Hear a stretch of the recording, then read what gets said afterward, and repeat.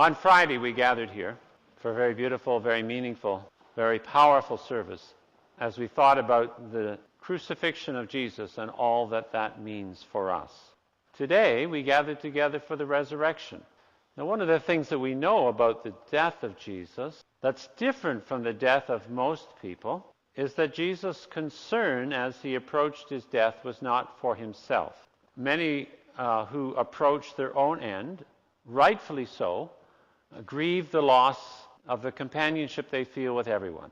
When someone dies, those of us who are left behind often focus on our own grief, but the person dying has a great deal of grief as well because they are losing touch with those they love, going to where they cannot see. And what was different in Jesus' death is that he wasn't focusing on his own loss. Certainly, he had great anxiety and sorrow facing his death because he knew the nature of his death. And no one could look at crucifixion with anything but absolute horror. But in terms of his own loss, Jesus did not feel what most people feel as far as we know, because Jesus saw beyond the cross to the resurrection, saw beyond the cross to heaven, but most of all, saw beyond the cross to the blessings that the cross would bring to us, the forgiveness of our sins. Often when a person has recovered from a serious illness, or even a slight illness, even just a 6-hour bout of food poisoning or something, people are eager to say, "Oh, I'm ever glad that was over," and they'll tell you all about it, probably in more detail than you ever wanted to know. Yet when Jesus was raised from the dead, he didn't come to his disciples and say, "That crucifixion was a killer." He didn't say that. He didn't go on about how much he suffered. He came to bring peace. He came to bring joy. He came to bring new life into his followers. And he didn't focus on his own experience, but he focused on their experience. He focused on their joy, their new life.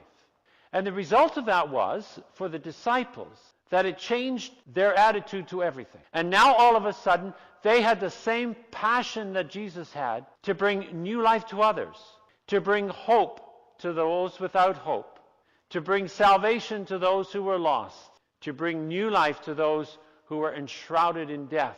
The disciples of Jesus went from that experience to bring that into the life of others. And so we had in our readings today, Peter quite amazed at how the Spirit of God shows no partiality and brings the gospel to everyone. Even the ones, that reading by the way from the Acts of the Apostles, Peter had no idea that when he was going to Gentiles, he had no idea that Gentiles could actually receive the gospel. And that was an eye-opener for him. Now, I therefore have for you an opportunity and a challenge. I don't know if you know, but 100 days is the right amount of time to establish a new pattern or a new habit in your life. If you try to start something new and you do it for a month or so, it kind of, unless you keep at it, will just go away. But when you do something every day for 100 days, it's harder to stop doing it than it is to keep doing it. So you want to get something new in your life, do it for 100 days. I don't know if you know the church calendar all that well, but 50 days is the days from Easter to Pentecost. If we count today and Pentecost, both ends of that week, that's 50 days, 7 weeks, plus today and the last Sunday. So 50 days to the Feast of Pentecost. On the Feast of Pentecost, the Spirit of God comes, and the church has new life. So I'm thinking let's do a double Pentecost, 50 and 50, which gives us 100, August the 1st. And here's what I want you to do between now and August the 1st. I want you to look for resurrection. I want you to look for new life. Now, some of us are here today because we're so grateful for what God has done for us, and we feel within us the wonder and the joy of God's forgiving grace.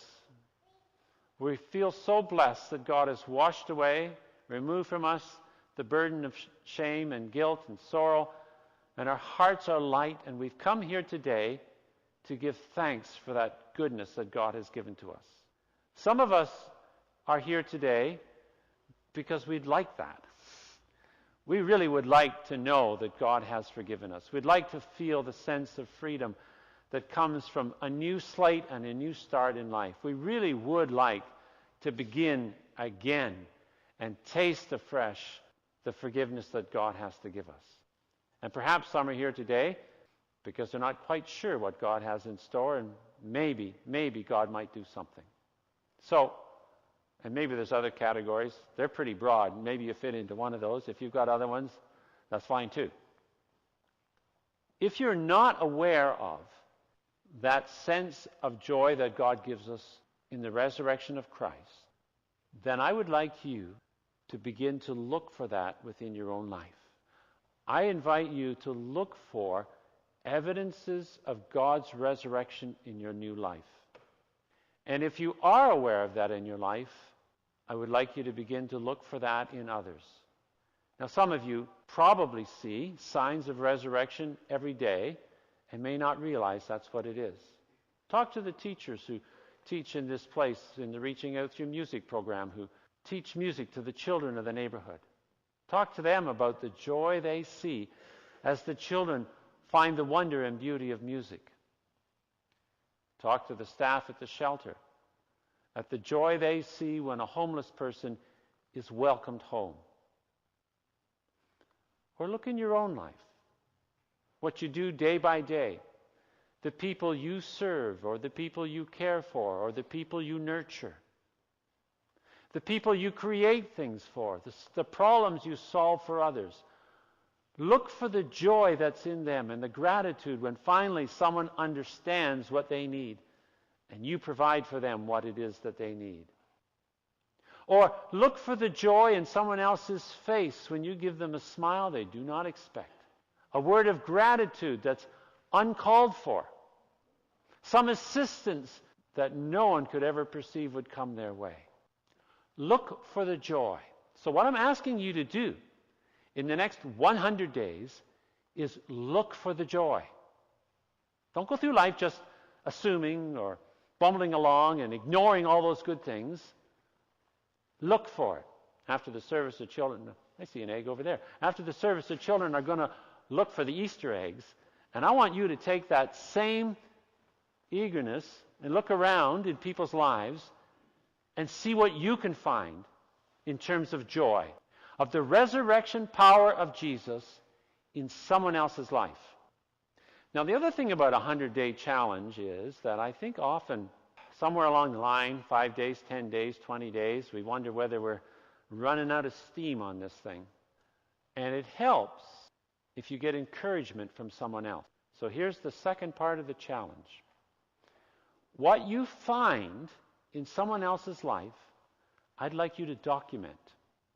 Take a few minutes at the end of the day and write down a word or two about what you saw.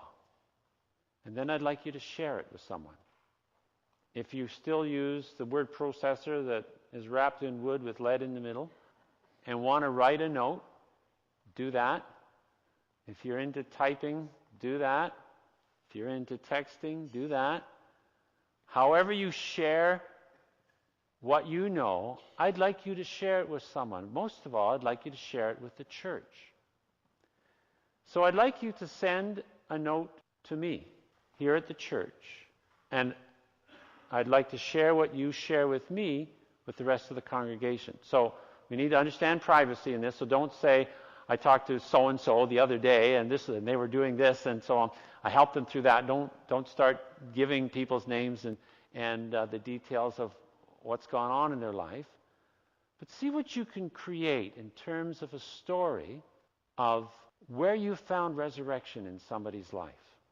And we'll share that with the congregation through email or through a blog or through our Sunday bulletins or newsletters, or talk about it on Sunday morning, and share the stories of resurrection. All of this will lead us up to the next 60 days after that.